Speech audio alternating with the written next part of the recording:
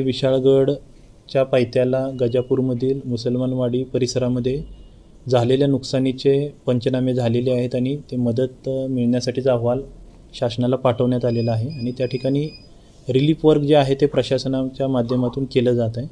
त्यासोबतच किल्ले विशाळगडावरती अतिक्रमण निर्मूलनाचं सुद्धा आजचं काम दुसऱ्या दिवशी सुरू होतं। त्यामध्ये जे काही निवासी नसलेली आणि कोर्टमध्ये स्टे नसलेली जी अतिक्रमणं होती अशी जवळपास 90 ते 100 अतिक्रमणं काढण्यात आलेली आहे। सध्या पूर्ण जिल्हाभरामध्ये आणि विशाळगड परिसरामध्ये शांतता आहे। पोलीस आणि प्रशासन त्या ठिकाणी परिस्थितीवरती लक्ष ठेवून आहे।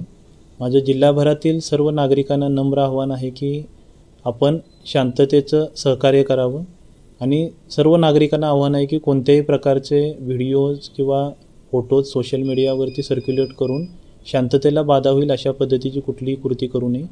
अशी जर कृती निदर्शनास आली तर संबंधितांवरती प्रशासनाकडून पोलिसांकडून कडक कारवाई करण्यात येईल।